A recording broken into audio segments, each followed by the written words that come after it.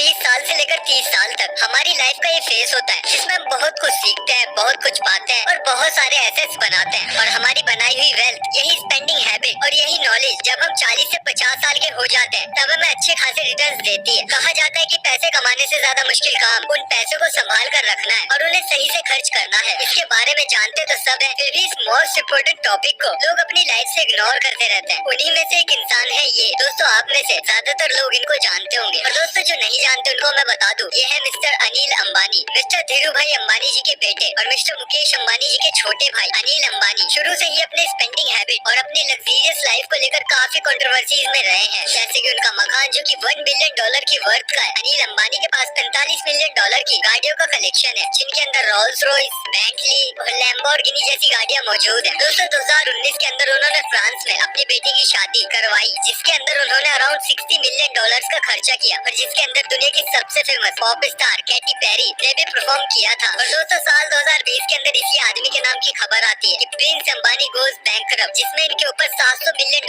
का date claim किया गया है, which is about 6000 crore Indian rupees. और फिलहाल इनकी नेटवर्थ है जीरो। अब मैं आपको एक और ऐसे इंसान के बारे में बताता हूँ। दोस्तों ये है इन्फोसिस कंपनी के मालिक मिस्टर नारायण मूर्ति जी, जिनकी नेटवर्थ $6.5 बिलियन है, जिनकी कंपनी इंडिया की और पूरी दुनिया की सबसे बड़ी टेक जाइंट कंपनी में से एक है। और इनके दामाद यूके के प्राइम मिनिस्टर है। वो जब भी ऑफिस जाते हैं वो हमेशा घर से अपना लंच पैक करवा कर ले जाते थे। पुणे में ट्रेवल करते समय इकोनॉमी क्लास में ट्रेवल करना पसंद करते थे। उन्हें महंगी महंगी गाड़ियों का, महंगे महंगे कपड़ों का नहीं बल्कि महंगे एक्सपीरियंस का शौक था। उन्होंने अपने एक इंटरव्यू में ये तक कहा कि मुझे मटेरियलिस्टिक चीजों पर पैसा खर्च करने से अच्छा लाइफ और एक्सपीरियंस पर पैसा खर्च करना अच्छा लगता है। और सिर्फ नारायण मूर्ति जी ही नहीं, मिस्टर रतन टाटा जी जब अपनी यंग एज में थे तब वो मुंबई लोकल से ट्रेवल करते थे और टाइम बचाने के लिए ऑफिस के वर्कर के साथ वार्ड में ही सो जाया करते थे। और तो और बॉलीवुड के मशहूर एक्टर अक्षय कुमार भी कोई एक्स्ट्रा ऑर्डिनरी चीजों पर पैसा खर्च नहीं करते हैं, बल्कि वो अपने पैसों को एक नए स्टार्टअप में और रियल एस्टेट में इन्वेस्ट करते हैं, ताकि जब फ्यूचर में वो एक्टिंग ना कर पाए, जब रिटायरमेंट लेने का सोचे तो उनके पास प्लान भी मौजूद हो। हम में से बहुत से लोग अपना करियर शुरू करते हैं तो बिना किसी रोड मैप, बिना किसी गाइडेंस के शुरू कर देते हैं। कुछ लोग काफी ज्यादा इग्नोरेंट होते हैं और कुछ लोग हालतों की वजह से प्रॉपर नॉलेज नहीं ले पाते और जल्दबाजी में पैसा कमाने की रेस में लग जाते हैं। आपने यूट्यूब के ऊपर काफी सारी वीडियोस देखी होंगी, कई बुक्स भी पढ़ी होंगी, जिसमें आपको पैसा कमाने के रूल्स के बारे में बताया जाता है, पर उन पैसों को कहाँ लगाना है, किस तरह खर्च करना है, इन सब चीजों को बहुत कम बताया जाता है। तो आज की इस वीडियो में मैं आपके लिए पैसा खर्च करने की, इसको सेव करके इन्वेस्ट करने की एक अमेजिंग टेक्निक के बारे में बताने वाला हूँ। एक ऐसा रूल जो दुनिया के बड़े बड़े एक्सपर्ट और सभी अमीर लोग सजेस्ट करते हैं। इस रूल को फॉलो करके वॉरेन बफेट, पीटर लिंच, रे डालियो जैसे बड़े बड़े इन्वेस्टर आज भी बजटिंग का यही रूल सजेस्ट करते हैं। तो उस वर्ल्ड फेमस रूल का नाम है द 50-30-20 रूल। तो दोस्तों 50-30-20 रूल एक ऐसा रूल है जिसके अंदर आपको अपनी कमाई हुई इनकम को 3 अलग अलग हिस्सों में डिवाइड करना होता है, जिसके अंदर 50% वाला पार्ट होता है आपकी नीड, 30% वाला पार्ट होता है आपकी वांट और 20% होती है आपकी सेविंग्स और इन्वेस्टमेंट। तो सबसे पहले आता है 50% फॉर योर नीड्स। दोस्तों नीड्स वो चीज है जो हमको अपनी डे टू डे लाइफ में चाहिए ही चाहिए, इसके बिना हम लाइफ को एक्सपेक्ट नहीं कर सकते, जैसे रोटी, कपड़ा, मकान। पर दोस्तों दिक्कत ये है कि बहुत से लोगों को लगता है कि लोगों की बेसिक नीड बस यही है और इन तीनों चीजों में 50% पैसा थोड़ा ही खर्च हो सकता है। तो दोस्तों मैं आपको बता दूं कि आज हम 50 से 100 साल पुरानी दुनिया में नहीं जी रहे। आज की दुनिया में बेसिक सर्वाइवल के लिए रेंट भी जरूरी है, इलेक्ट्रिसिटी भी जरूरी है, पानी भी जरूरी है और दोस्तों खाने के लिए सिर्फ रोटी नहीं, ग्रोसरीज भी जरूरी है, आपके बच्चे और आपके माँ बाप के एक्सपेंसेस भी जरूरी है। और दोस्तों इसीलिए हम अपनी इनकम का 50% हिस्सा इस जगह पर यूटिलाइज करना पड़ेगा, क्योंकि दोस्तों ये सारे वो आइटम्स है जो हमें एकदम अर्जेंटली रिक्वायर्ड होते हैं। और दोस्तों इनके अंदर डिले हमारी मेंटल हेल्थ को खराब कर सकता है, इसीलिए 50% फॉर योर नीड्स। अब आता है 30% for your wants and desires. दोस्तों बजटिंग रूल का अगला हिस्सा आता है वांट्स एंड डिजायर्स का, जिसके अंदर हम अपनी इनकम का 30% पार्ट उस जगह पर खर्च करना चाहिए जिसके अंदर हमको सेटिस्फेक्शन मिलता हो और खुशी मिलती हो। दोस्तों ऐसे एक्सपेंसेस अननेसेसरी तो है, लेकिन दोस्तों इन एक्सपेंसेस से हमें अच्छा एक्सपीरियंस मिलता है। इसके अंदर वो सारे के सारे एक्सपेंसेस आते हैं जिससे हमारी लाइफ और भी ज्यादा खुशी से और एंजॉयमेंट से भर जाती है, जैसे कि movies, Netflix, travel expenses, gym membership और भी बहुत कुछ। अब दोस्तों बहुत से लोग ये कहते हैं कि अगर आपको अमीर बनना है तब आपको इन सारे फिजूल खर्चों को अवॉइड करना चाहिए और एक फ्रूगल लाइफस्टाइल आपको जीनी चाहिए। पर दोस्तों मैं आपको ऐसा कुछ भी नहीं कहूंगा, क्योंकि दोस्तों हमें कोई भी मोमेंट जीने का मौका एक ही बार मिलता है और जब हम अपने 20s और 30s में होते हैं तब ये हमारी लाइफ का सबसे गोल्डन फेस होता है, जिसके अंदर हमारे पास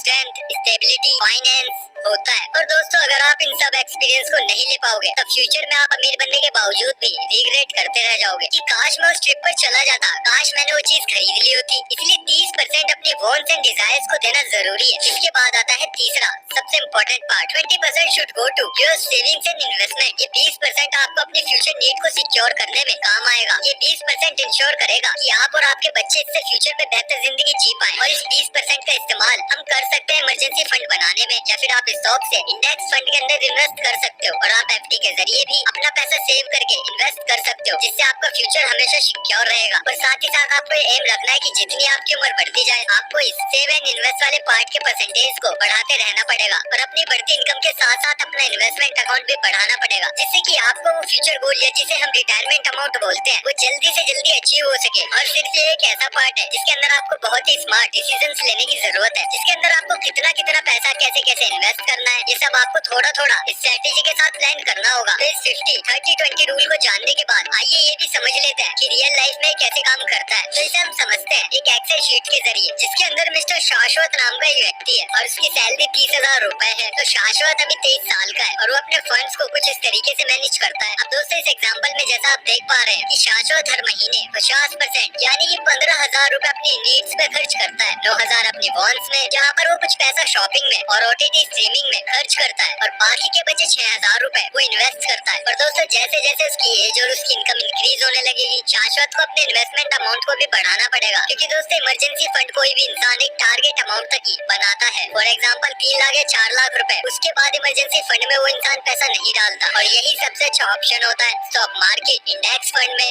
म्यूचुअल फंड में इन्वेस्ट करने का, जिससे करीब छोटी सी एसआईपी आपको कंपाउंड होने पर अच्छे रिटर्न्स दे सकती है। और दोस्तों अब सबसे बड़ा सवाल आता है कि हाउ टू अप्लाई 50-30-20 रूल। तो दोस्तों अभी जैसे मैंने ऊपर आपको एक एग्जांपल दिखाया कि अगर आपकी इनकम 30,000 रुपए है तो आप कैसे इस रूल को अप्लाई कर सकते हो। और दोस्तों हर इंसान की इनकम अलग अलग होती है, तो ऐसे में 50-30-20 रूल को कैसे अप्लाई करें। तो उसके लिए स्टेप 1 आता है कैलकुलेट टोटल इनकम। तो दोस्तों सबसे पहले आपको अपनी टोटल इनकम को कैलकुलेट करना है, जिसके अंदर से आपको अपने बिजनेस एक्सपेंसेस और टैक्स को माइनस कर लेना है। इसके लिए आप अपने पे स्लिप को देख सकते हैं कि आपको आफ्टर टैक्स कितना पैसा मिलता है। Step number 2 track monthly expenses. Income को जानने के बाद हमें पिछले कुछ महीनों के खर्चों को ट्रैक करना है, जैसे कि आपने पिछले महीने हुए खर्चों को ट्रैक किया और कैटेगरी बना ली, rent, groceries, shopping and entertainment etcetera. Expenses को ट्रैक करने के बाद इनको नीड्स, वांट्स और इन्वेस्ट वाले 3 अलग अलग कॉलम में डालना है। और ट्रैक करने के बाद आपको पता चल जाएगा कि पिछले महीने या फिर उससे पहले आप किस तरीके से खर्चा कर रहे थे और 50-30-20 रूल फॉलो कर रहे थे। अब दोस्तों आता है स्टेप नंबर 3 अप्लाई 50-30-20 रूल। और दोस्तों एक बार जैसे कि आपने अपने एक्सपेंसेस पर ट्रैक लगाया तो आपको समझ में आ जाएगा कि आप इस रूल का यूज कर रहे हो कि नहीं। और जैसे ही आपको पता चल जाए कि आप ज्यादा पैसों को अपनी वॉन्ट्स पर खर्च कर रहे हो और इन्वेस्ट तो आपने कुछ किया ही नहीं, तब आप उस खर्चे को कम करने की कोशिश करें और इन्वेस्टिंग को जल्द से जल्द शुरू कर दें। और अनिल अंबानी जी की तरह आप भी फालतू खर्चा करना बंद करिए, बजट बनाइए और अपने एक्सपेंसेस को ट्रैक करिए, क्योंकि याद रहे रिच इंसान सिर्फ पैसा कमाना ही नहीं बल्कि पैसों को कैसे संभालना है वो भी अच्छे से जानता है। तो दोस्तों ये थी हमारी आज की वीडियो। होप आपको इन्फॉर्मेशन पसंद आई होगी, और अगर आपको इन्फॉर्मेशन पसंद आई है तो प्लीज आज चैनल को सब्सक्राइब कर दो, वीडियो को लाइक कर दो। मिलते हैं बहुत जल्द आपसे अगली वीडियो में, तब तक के लिए।